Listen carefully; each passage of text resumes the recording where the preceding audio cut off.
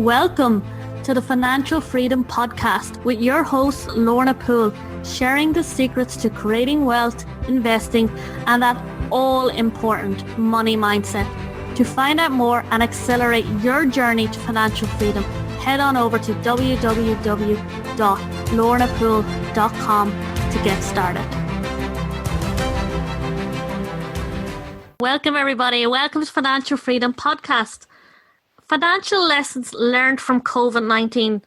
You know, COVID-19 has caused a lot of havoc, and my guest expert today is sharing with you, things we can do differently, or,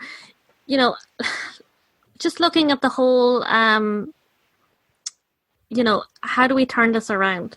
So John Madison is the author of the Steward Plan, a certified public accountant, founder of Dayspring Financial Ministry.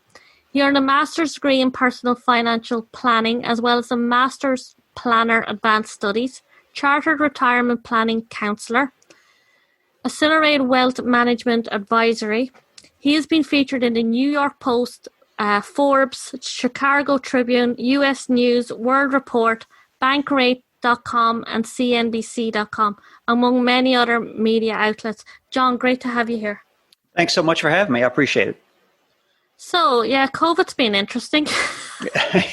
Yeah, it certainly has rocked not only the medical world, but which is obviously much more important than what we'll talk about today, but also the family finances in many, many situations has been totally rocked. Yeah, businesses and families are finding themselves with no income, or the jobs just taken from underneath them, governments shutting down companies, or countries, should I say. It's a scary place to be. Yeah, it certainly is. And even if you haven't suffered a job loss yourself, just the threat of it on top of the concerns, the medical concerns you would have for your family, just the stresses of what could happen to your finances, even if it hasn't, can really make life difficult for you.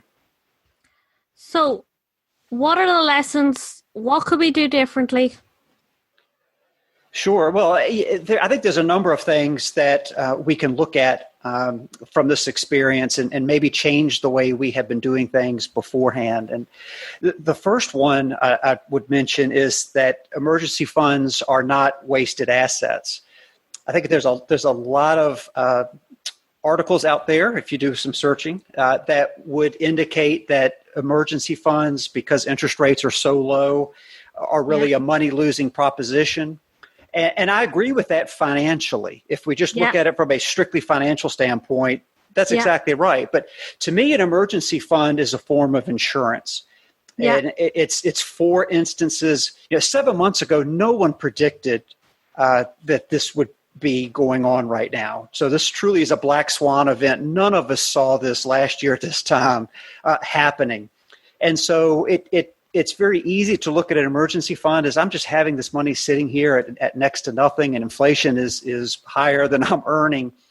But boy, when something like this happens, having that emergency fund, even if you don't need to use it, just having it there can really reduce the stress that you may be feeling. Yes. So I think it's important to view it as insurance. We don't look at insurance premiums that we don't end up filing a claim under that policy. We don't look at that as wasted because we received something for it, the offloading of that risk. And emergency funds are really the same thing. So that's the first lesson I like for folks to learn from it. Oh, I agree. I actually have a friend right now who studied, building your net worth and financial freedom. And she is very grateful that she had put away an emergency fund. She's found herself in a situation where her husband works in aviation. And as you know, airplanes are not going up in the air. Exactly. She was a stay-at-home mom. And she had built up like a safety net and a little, a 1,000 emergency fund. And then like a safety net for I don't know how many months. But that has saved them so much, and they would never ever have thought they would be in that position or have the need to use it. So it's huge. So what else is really important? Okay, so if we don't have emergency fund, right, we could start any money at all, just start putting some money aside, right? Absolutely. And to me, the next lesson here is the COVID has shown a lot of folks the importance of having a spending plan. And I call it a spending plan instead of a budget because people don't like the word budget. It tends to have this connotation of rice and beans and not having any fun or anything like that. And honestly, it's not that at all. If it's done properly, it's not that at all. It's just saying, at the beginning of the month, I'm expecting to bring in X amount of money, and what do I want to do with it? And you can build into that entertainment and eating out and vacations and all these things that we like to do. That's a part of your budget. So it's not that you can't have any fun. You're just planning. I know that doesn't sound very spontaneous, right? But you're planning your fun. But financially, I think it's really important for us to do that because it squeezes out the maximum value from the amount of income that you have for that month, because it helps to maybe not completely eliminate, but certainly reduce those dollars that kind of slip through your hands when you don't really have a plan. It's really easy for any of us to do that. And if you could hold on to those dollars and direct them more purposefully, then that can fund that emergency fund, because people may be living or feel like they're living paycheck to paycheck, and maybe they are because they're not really planning right now. But if they can begin that planning process, maybe they can squeeze out, even if it's a few $100s a month towards that emergency fund or towards retirement planning, which we'll talk about here in a second. That's how you can maximize that value and start putting some of those dollars into an emergency fund. Yeah, because a lot of us, there's so many subscriptions now, say Netflix, all these little things that eat away at your money that, you might not even be using the resource. So just cutting a few of them, or, phone bill, dropping your phone, not getting late. There's so many things where you can cut a little bit of money here and there, insurance, car insurance, whatever. And over the course of the year, it adds up to quite a lot. And as you say, it can go to your emergency fund, or it can be going to your retirement plan. Absolutely. I think that's huge. Absolutely. Yeah, I think the next one to mention is that debt is stressful, even if it's at zero or very low interest rate or 0% interest rate. There's still payments associated with that. And most of the loans that I see with my clients that come in that have quote unquote 0%, a lot of times those are rates that, as long as you make your payments on time, then great, it's a 0% interest rate. But if you miss even a single payment, it can be the last payment in a series of payments that you're making. A lot of these contracts, if you read them, will allow the lender to go back to day one of the contract and assess interest at, I've seen as high as 29% from day one. And so when something like COVID hits and your income drops, and you thought you were being really financially astute by using other people's money and borrowing at 0%, and you can't make that payment, well, you can find yourself owing more than you started with as far as the level of debt, when all that interest gets added back in there. So again, this is a stressor in our financial lives that can be eliminated. Mortgage debt certainly takes longer to do, but certainly that consumer debt, the car loans, the student loans, the credit cards, those kinds of things, work towards getting those things paid off. And how do you recommend somebody does that? Because I've heard a couple of different ways.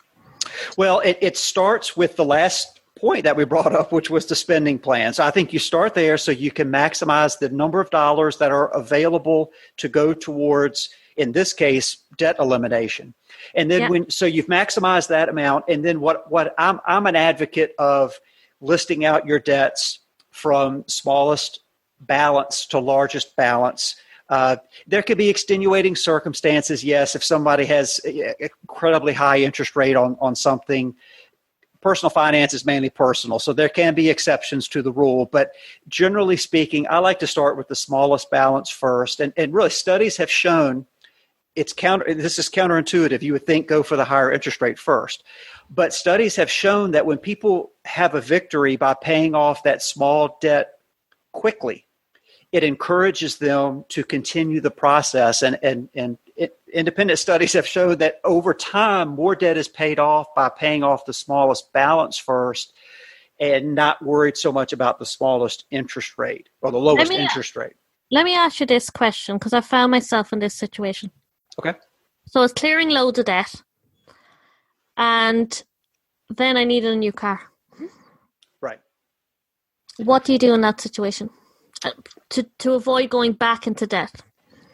Well, that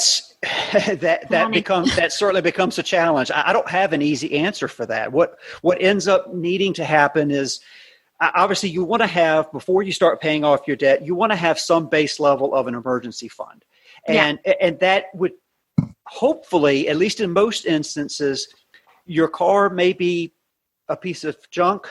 It may be kind of in rough shape, but hopefully that emergency fund would be enough to keep it running. Again, I think we need to look at things like this as a season in life, and the season in your life right now could be focusing on debt elimination. And that may mean you have to drive a junky car for a little bit longer. And nobody wants to do that. I totally get that. But you don't want to have the car own you because of having a debt payment. So I would much rather... That was my lesson, actually. So I was clearing debt. And one thing I would say to anybody is build up that safety net first. Yes. Or what some people do, and this is probably better advice, if I was ever to do it again, if you're clearing debt, you also need a plan to have a buffer, because there will be something will pop up. Now, my car had to go in this occasion, but sometimes it's your habit, and sometimes just something happens out of the blue. But I do want to stress that if you're clearing debt, be aware that you do not want to go back into debt.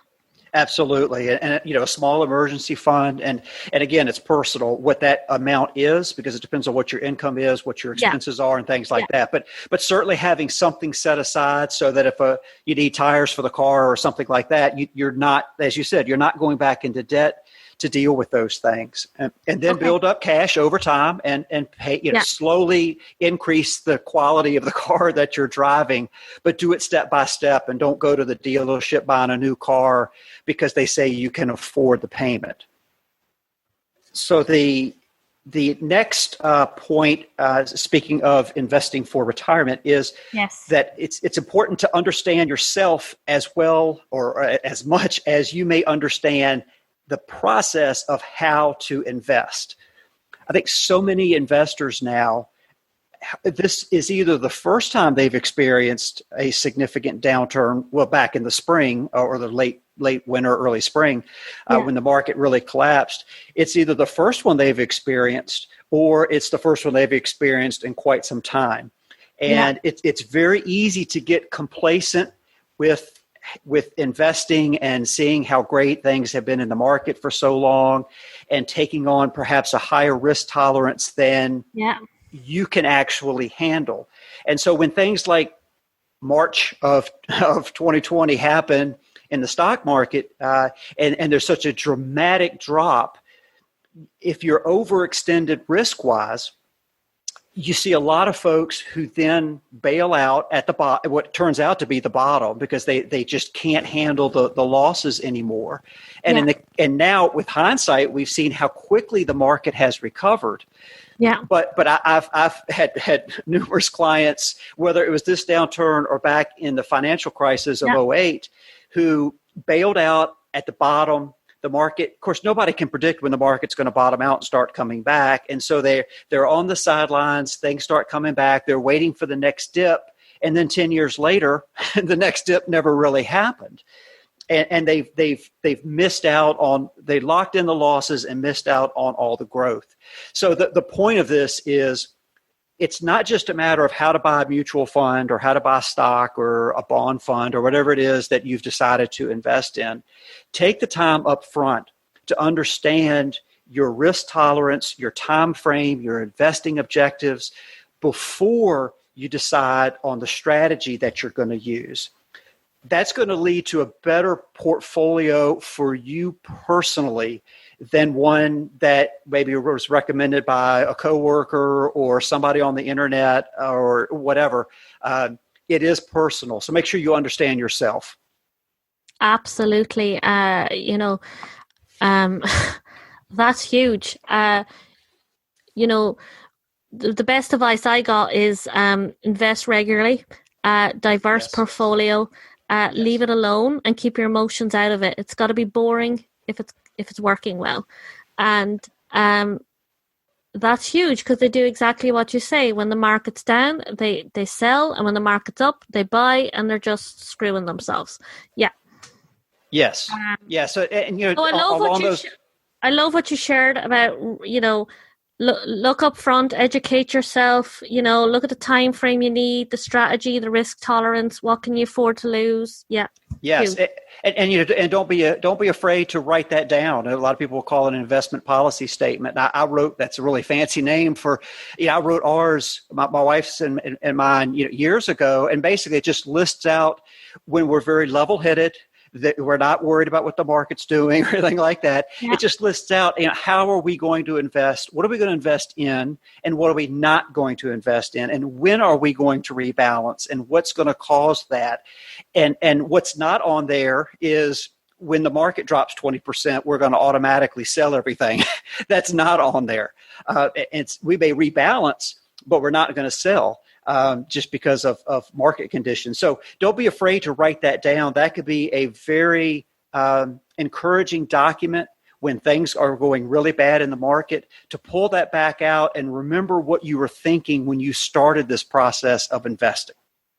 I love that about writing it down. So you have it there in black and white. Absolutely. What your agreement was. Absolutely. I love it. And what about what's your advice on paying yourself first as such so that you can be retiring? And what's your advice? I'm giving you two questions. Okay. Debt first or invest? Because sometimes people who are in debt, it's just a habit. So how, because, I hear experts say, oh, just focus on the debt and then invest. But, some people are focused on debt for 20 years. Right. Well, I am an advocate of focusing on debt outside of your mortgage. So let's take that off the table because that's rates are really low. It takes a long time to pay for a house. Keep your mortgage with a reasonable percentage of your income on a relatively short-term note. That kind of takes care of that. I am an advocate of paying off the debt first. Get rid of the cars and the college loans and all of that, and then hit investing really hard. And I am an advocate as a Christian. I tithe first, but then the next thing that I do is save for retirement. That should be before other things, but you have to address the bigger picture stuff. You got to get rid of the debt first. You got to get your spending under control with the spending plan.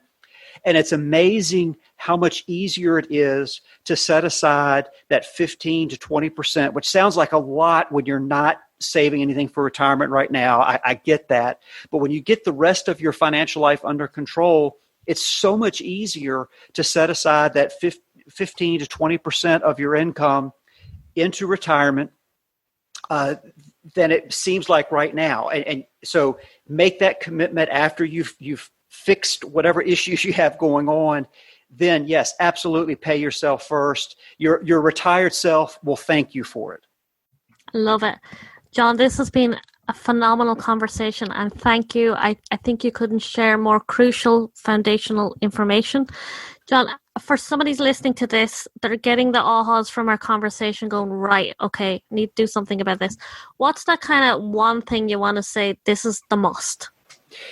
The must for me is to not let the lessons that you may have learned the hard way through COVID-19 experience to fade into the past. Eventually, this pandemic will be resolved, and the only thing that would make it worse from a financial standpoint now would be that you don't learn the lesson, you don't apply the lessons that you learn from this experience. So use this as an opportunity to say, you know what, this is the time I'm going to put the stake in the ground, and I'm going to do things differently going forward with my finances.